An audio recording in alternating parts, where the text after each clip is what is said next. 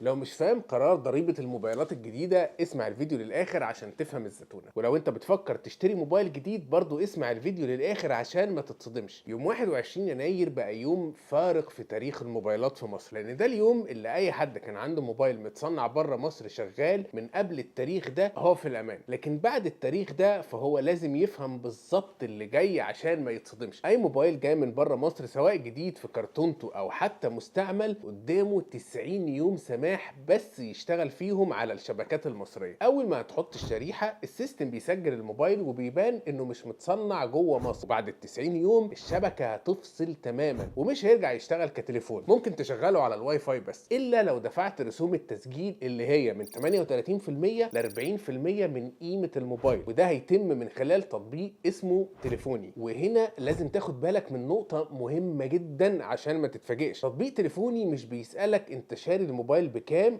ولا بيعتمد على الفاتوره اللي معاك. المنظومه دي مربوطه بقاعده بيانات باسعار الموبايلات العالميه، تحسب الرسوم دي بناء عليها زي كده جمارك العربيات. يعني مثلا لو انت عندك قريبك او صاحبك في الخليج وكان في خصومات على الموبايلات فجاب لك موبايل ثمنه $800 يعني حوالي 40,000 جنيه، رغم ان ثمنه الرسمي $1100 يعني حوالي 55,000 جنيه. طبعا انت زي اي مصري فهلاوي هتفرح، بس الحقيقه الصادمه ان انت لما تيجي تسجله على تطبيق تليفوني هتدفع ال 40% جمارك من سعره الاصلي، يعني حوالي $440 اللي هم تقريبا 22,000 جنيه، لان قاعده البيانات دي زي ما قلت لك في الاول هي مربوطه بنظام اسعار عالمي. يعني باختصار انت هتدفع تقريبا نص ثمن الموبايل ضرايب، فلو جايب الموبايلات في التخفيضات هي مش تفرق اي حاجه من ناحيه الضرايب والرسوم. طب هل النظام ده اختراع مصري؟ الحقيقه لا، النظام ده متطبق في دول كتير جدا زي باكستان واندونيسيا واذربيجان وغيرهم كتير، بس احنا بنطبق النموذج التركي بالمسطره. تركيا بدات الحكايه دي من سنين وتدرجت فيها لحد ما بقت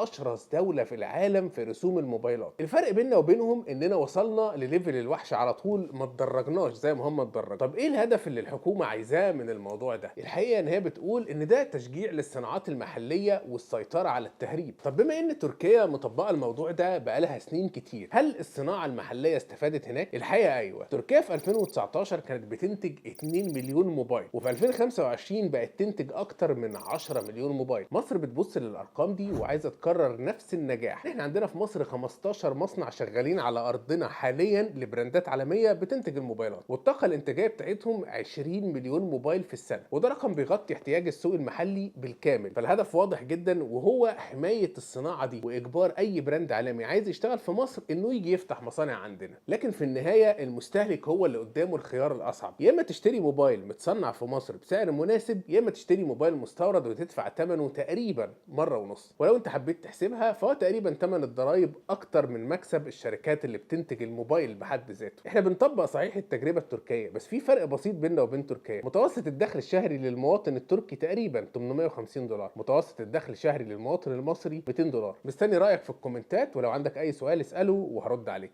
يوسف ماي son I love you. سلام عليكم.